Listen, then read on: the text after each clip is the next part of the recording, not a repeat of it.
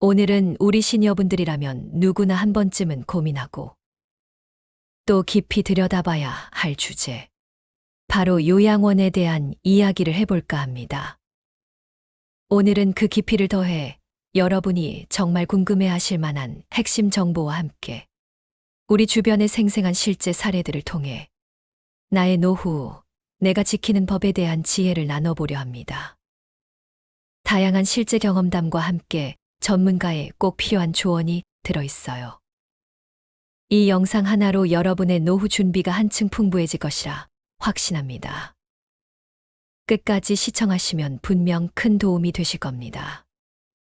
김옥선 여사의 이야기 설마 나에게도 이런 날이 올 줄이야. 오늘 영상의 시작은 바로 김옥선 여사님의 이야기로 문을 열어볼까 합니다. 70대 초반의 옥선 여사님은 평생 자식들 뒷바라지에 헌신하며 살아오셨습니다. 홀로 두 남매를 반듯하게 키워내고 공무원으로 성실히 일하셨죠. 자식들이 대학에 가고 결혼을 할 때도 아낌없이 모든 것을 내어주셨습니다. 나중에 내가 늙으면 자식들이 나를 잘 보살펴 주겠지라는 막연한 믿음이 있었죠. 그런데 세월 앞에 장사 없다고 60대 후반부터 허리 통증이 심해지기 시작했습니다. 허리 디스크가 여러 개 터지며 수술을 받게 되면서 독립적인 생활이 어려워졌죠. 그때부터 큰아들 내외의 집에서 지내게 되었는데 처음 며칠은 괜찮았지만 점차 분위기가 달라지는 것을 느꼈다고 합니다. 며느리가 전화를 하며 어머님 오시고 난 뒤로 집안 분위기가 완전히 바뀌었어. 애들도 친구도 못 데려오고 남편도 집에 안 들어오려고 해. 라는 말을 듣는 순간 옥선 여사님의 가슴은 철렁 내려앉았다고 합니다. 그리고 얼마 지나지 않아 아들은 조심스럽게 엄마, 저희가 좋은 요양원 몇 군데 알아봤어요. 시설이 정말 좋은 곳들이에요. 라고 운을 떼었죠. 평생 자식들에게 짐이 되지 않으려 노력했던 그녀에게 그 말은 비수처럼 꽂혔습니다. 설마 나에게도 이런 날이 올 줄이야. 옥선 여사님의 이야기는 비단 그녀만의 이야기가 아닐 것입니다. 우리 주변에서 너무나 흔하게 벌어지고 있는 현실의 단면이죠. 일부 요양원의 충격적인 민낯, 당신이 알아야 할 불편한 진실. 여러분, 최근 언론을 통해 전해지는 요양원 소식들 보면서 얼마나 마음 아프셨습니까? 정말 이 정도면 대한민국 요양원 개판입니다. 라는 말이 절로 나오죠. 저 역시 마찬가지입니다. 이런 이야기를 들으면 현대판 고려장이라는 말이 괜히 나오는 게 아니구나 싶습니다.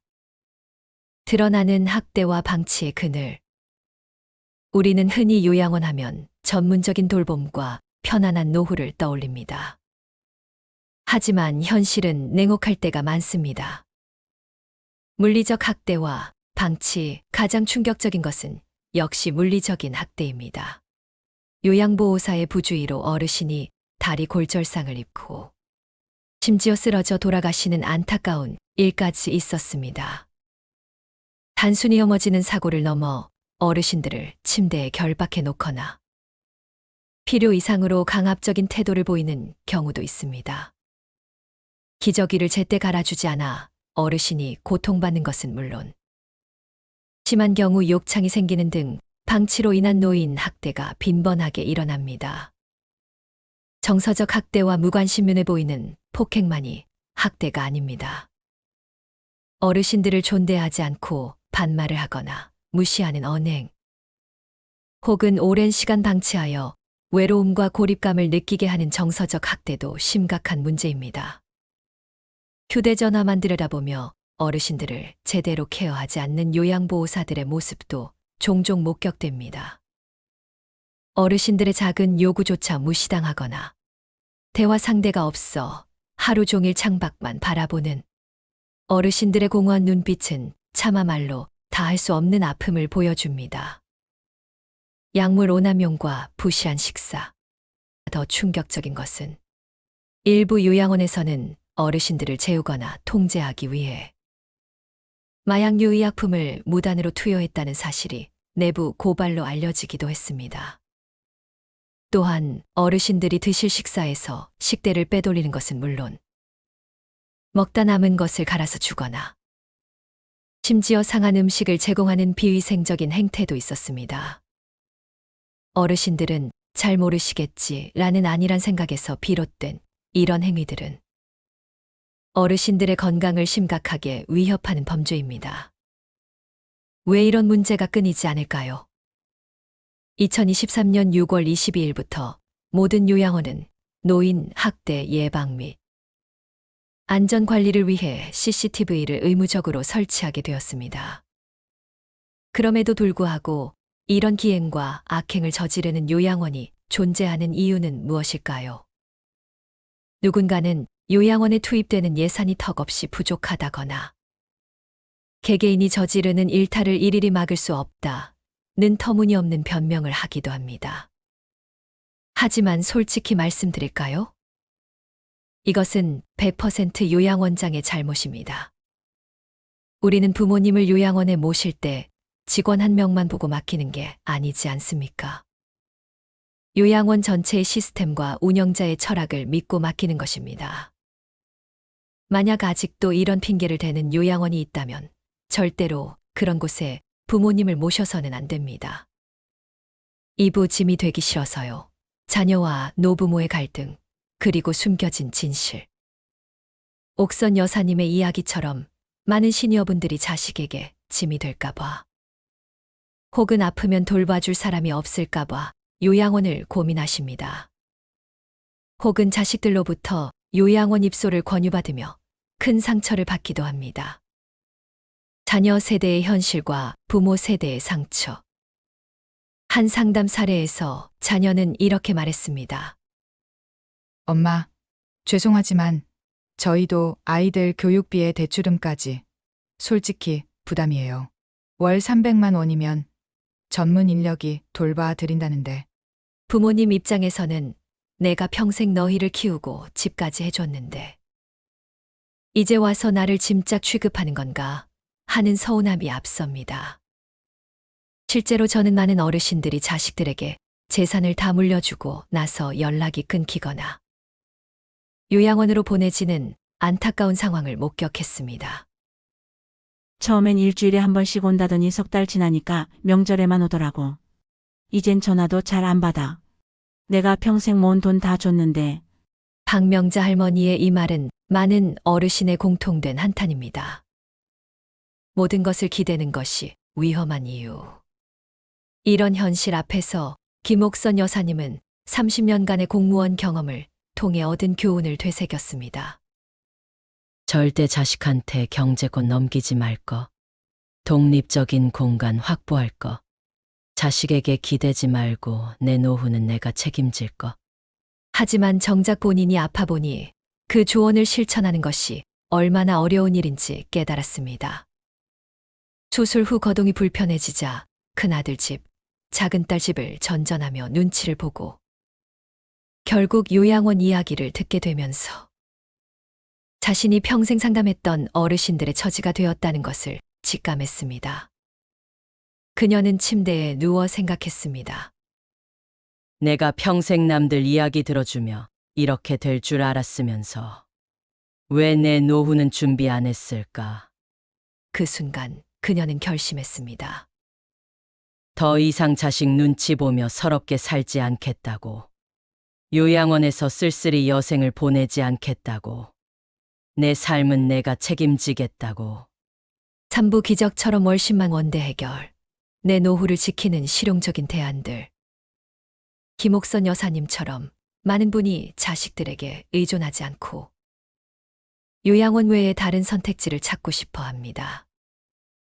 여기 월 수백만 원이 드는 요양원이나 간병인을 대신할 수 있는 놀랍도록 현실적인 대안들을 소개합니다. 김옥선 여사님의 기적의 선택 LH 고령자 복지주택. 김옥선 여사님은 30년간의 공무원 경험을 총동원하여 새로운 해결책을 찾기 시작했습니다. 그리고 그녀의 인생을 바꿀 해결책을 발견했죠. 바로 LH 고령자 복지 주택입니다. 이곳은 LH에서 65세 이상 어르신들을 위해 특별히 지은 임대주택으로 놀랍게도 월세가 10만 원대에 불과했습니다. 보증금도 1천만 원 정도로 일반 전월세보다 훨씬 저렴했죠. 김옥선 여사님의 연금 월 180만 원으로도 충분히 감당할 수 있는 금액이었습니다. 더욱이 고령자 복지 주택은 어르신들의 편의를 위해 모든 시설이 무장의 설계로 되어 있습니다.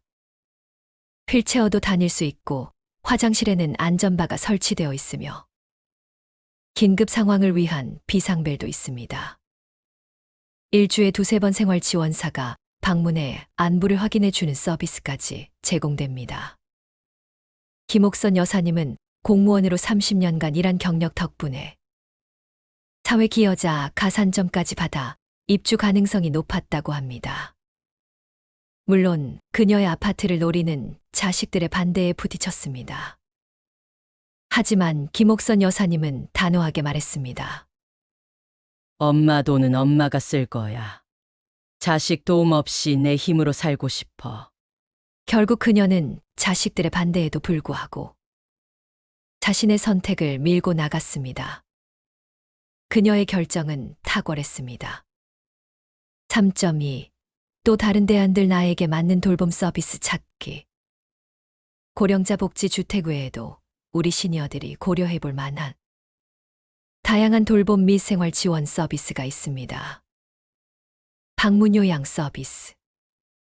거동이 불편하지만 집에서 생활하고 싶은 어르신들에게 최적의 대안입니다. 요양보호사가 가정을 방문하여 신체 활동 지원 목욕, 식사 보조, 가사 활동 지원 청소, 세탁, 개인 활동 지원 외출 동행, 정서 지원 말벗, 격려 등을 제공합니다. 장점은 익숙한 환경에서 생활하며 사생활을 지킬 수 있다는 것이고, 단점은 24시간 케어가 필요할 경우 비용 부담이 커질 수 있다는 점입니다. 장기 요양 등급을 받으면 비용의 상당 부분을 국가에서 지원받을 수 있습니다. 실제 사례 김 할아버지 82세는 파킨슨병으로 거동이 불편하셨지만 평생 살던 집을 떠나기 싫어하셨습니다. 아들이 방문 요양 서비스를 알아보았고 매일 4시간씩 요양보호사가 방문하여 식사와 약 복용을 돕고 가벼운 산책을 동행해 주었습니다. 김 할아버지는 집에서 익숙한 내 물건들과 함께 지낼 수 있어 마음이 편해. 라고 말씀하셨습니다. 주야간보호센터 낮 동안 어르신을 모시고 다양한 프로그램과 돌봄 서비스를 제공한 후 저녁에 다시 집으로 모셔다 드리는 시설입니다. 치매 어르신이나 경증 어르신들에게 특히 유용합니다.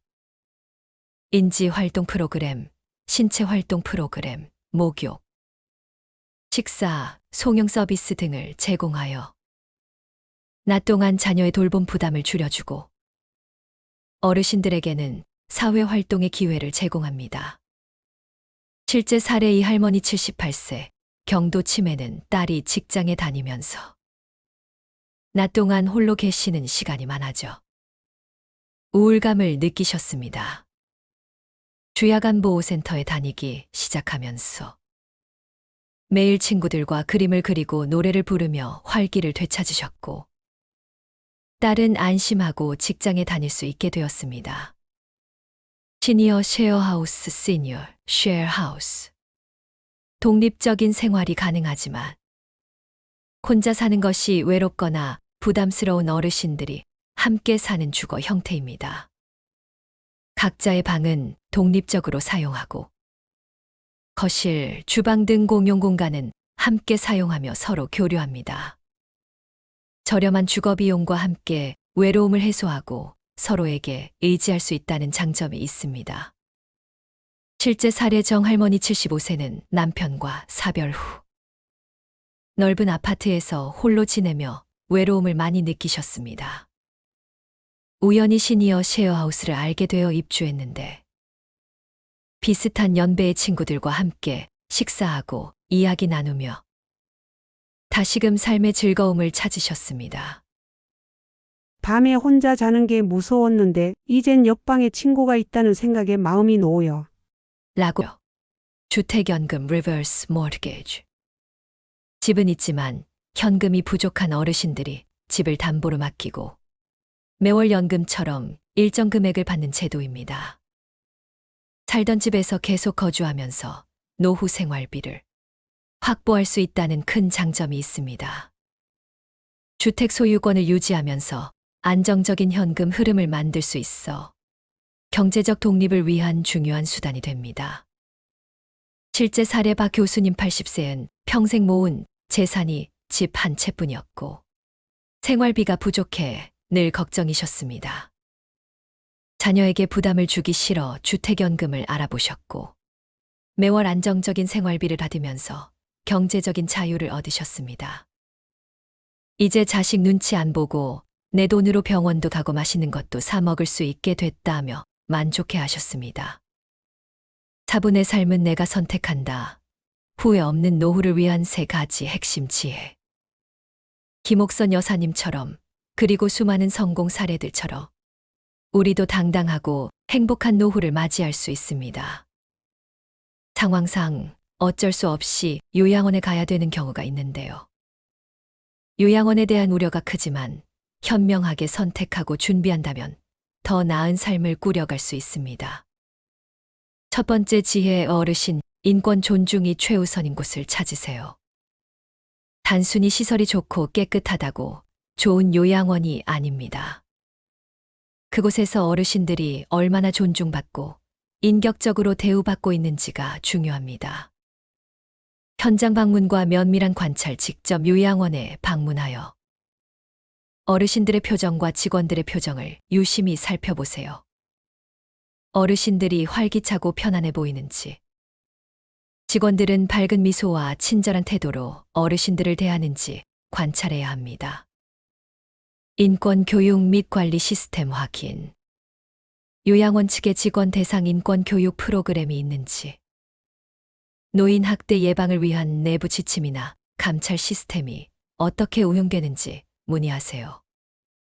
노인 인권 관리 우수 기관은 직원들의 인권 감수성을 분석하고 약 20가지 노인 학대 유형을 체크리스트로 만들어 매일 점검하며 인권 방송, 인권 문자, 인권 달력 등을 통해 인권 의식을 함양하는 데 노력합니다.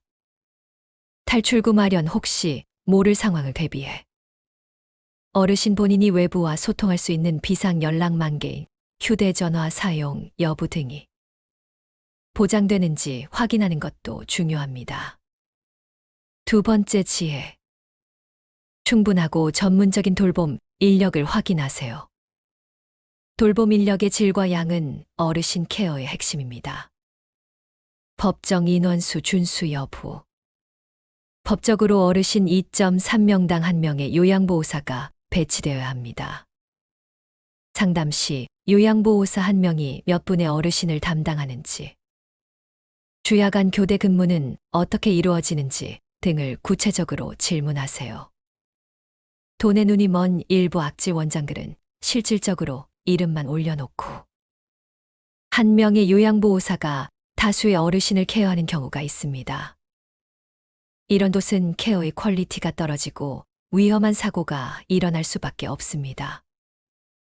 요양보호사들의 경력과 전문성.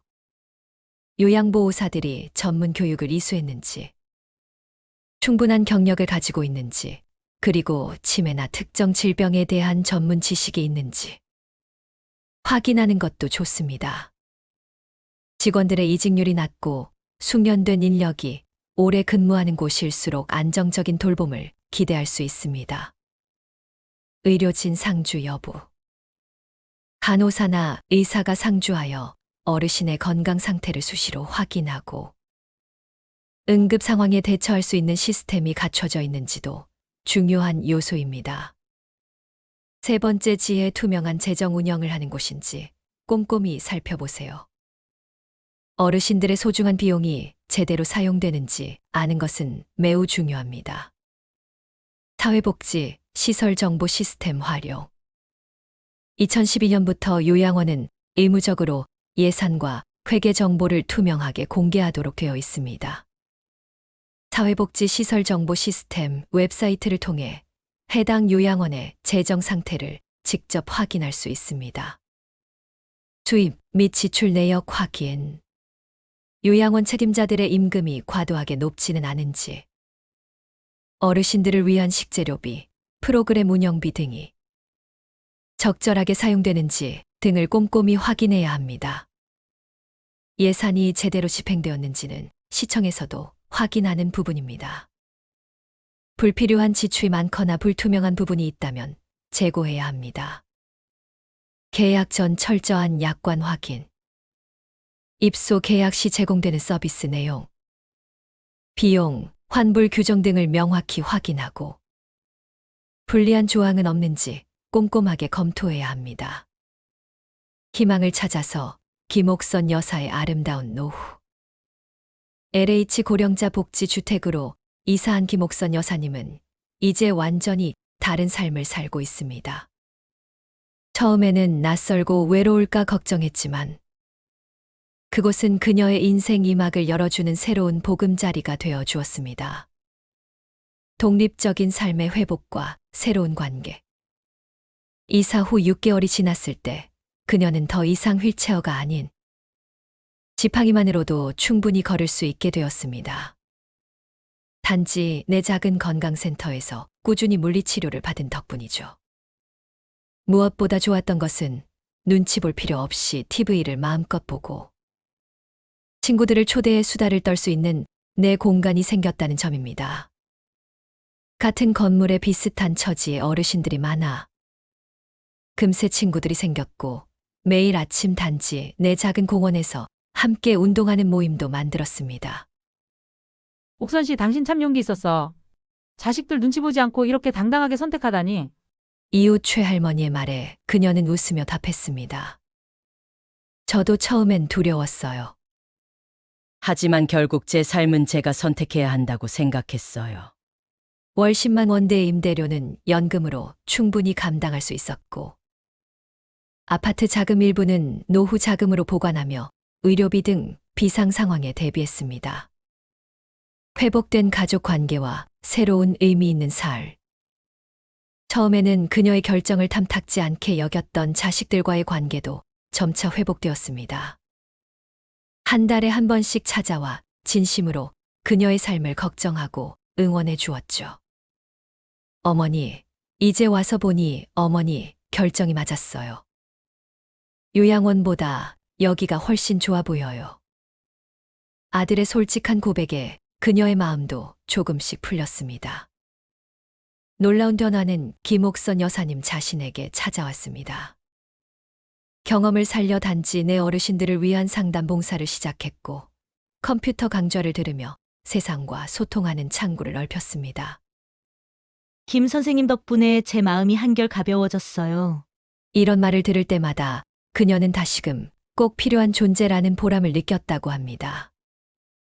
이웃들과 함께 김치를 담그거나 반찬을 만들며 소소한 즐거움도 누리고 있습니다. 당신의 노후, 당신이 주인공입니다. 김옥선 여사님은 말합니다. 자식들 눈치 보지 않아도 됩니다. 요양원에서 후회하지 않아도 됩니다. 우리의 삶은 아직 끝나지 않았습니다. 오히려 지금이야말로 진정한 자유를 누릴 수 있는 시간일지도 모릅니다. 이제 그녀는 더 이상 자식들에게 의지하지 않습니다. 자신의 노후는 자신이 책임지고 자신의 선택은 자신이 합니다. 노후 사연의 마지막 조언 당당하게, 행복하게. 사랑하는 시청자 여러분, 오늘 긴 이야기 어떠셨습니까? 요양원의 어두운 단면부터 김옥선 여사님의 기적 같은 노후 이야기, 그리고 실질적인 대안들과 노후 준비 지혜까지.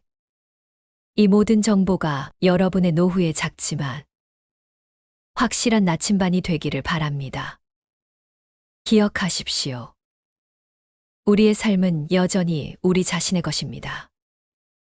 누구에게도 의존하지 않고 당당하게 그리고 행복하게 남은 인생을 살아갈 힘과 지혜는 바로 여러분 안에 있습니다.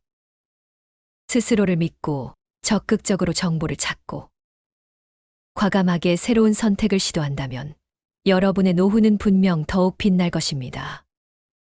오늘 영상이 여러분의 노후 준비에 작은 용기와 희망이 되었기를 진심으로 바랍니다. 이 정보가 필요한 다른 분들이 있다면 주저하지 말고 이 영상을 공유해 주세요. 여러분의 작은 응원이 비슷한 상황에 처한 많은 어르신들에게 큰 힘이 될 수 있습니다.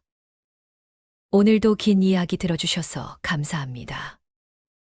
구독과 좋아요는 영상 제작에 큰 힘이 됩니다. 다음 영상에서 또 만나요.